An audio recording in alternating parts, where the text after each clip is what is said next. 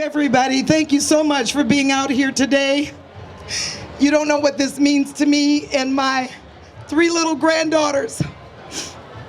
I cannot thank you enough. It's going on 3 years now, and we still have not gotten justice yet.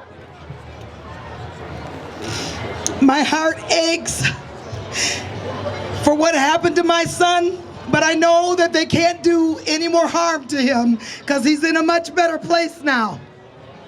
But now we have to be the voices for those that are incarcerated now and those that have died while incarceration. We have to take a stand, and we have to let them know they will be heard through Be Their Voices, which is the organization. Yes, you can applaud.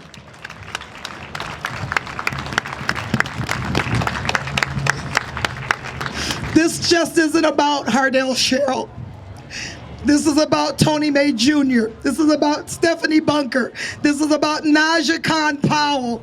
This is about Bruce Lundmark. The names go on and on. When I saw that there was a pattern in the Beltrami County Jail, I cried out to God and said, what is going on there? What are they doing to our children? To the right of me is the nurse, Stephanie Lundblad, who was in that jail cell. God sent her there to try to help Hardel. He cried out to her. If you don't know the story, I suggest you Google his name or go to BeTheirVoices.org, which is my organization. It tells you everything that happened and what is happening and what we're doing.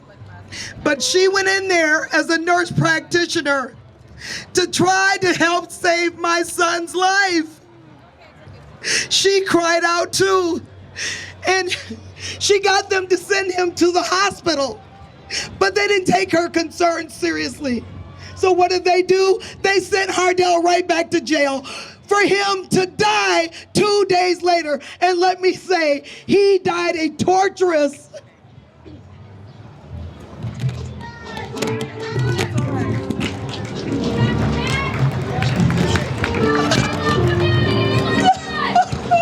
We got your back! We got your back! We got your back! I'm sorry. That was my only child. I have no other children. He was it. My best friend, they stole my best friend from me. They stole everything from me when they took him out of here.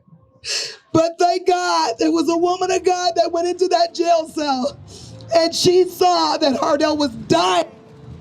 She saw that he was dying, and she tried to do everything she could to help him, and they still would not help my baby. I'm going to let her take it from here and tell what she wants to say. But I thank God for her. I thank God for you, Stephanie. Oh, God. Oh, God. Their voices will be heard.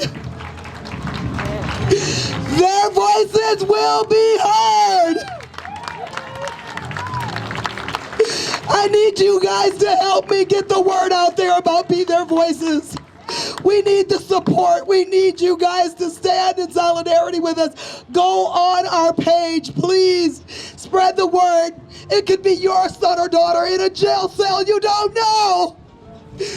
I pray that what happened to my son never happens to anybody else's child. Because what they did to Hardel was not right. It was not right.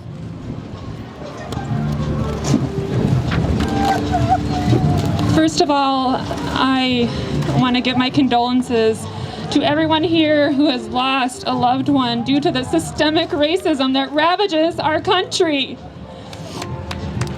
I call on President Biden.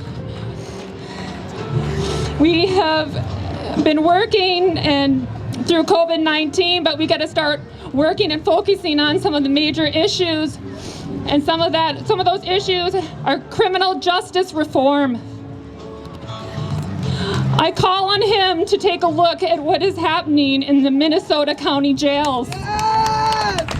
Yes! The atrocities that are happening in the Minnesota County jails, especially Beltrami County Jail.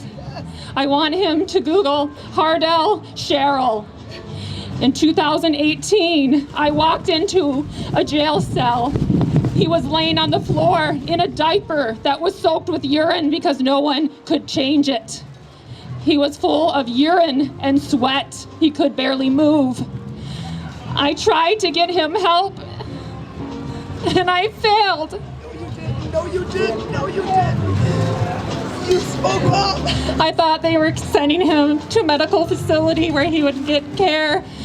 2 days later, he returned to the same county jail, and he died a slow, agonizing death. And he died alone on a cold jail cell floor. Just because someone is incarcerated does not mean that they do not have human rights, and they are not. It does not mean that they do not have dignity, and they do not have family. We need justice for Hardel. Say his name.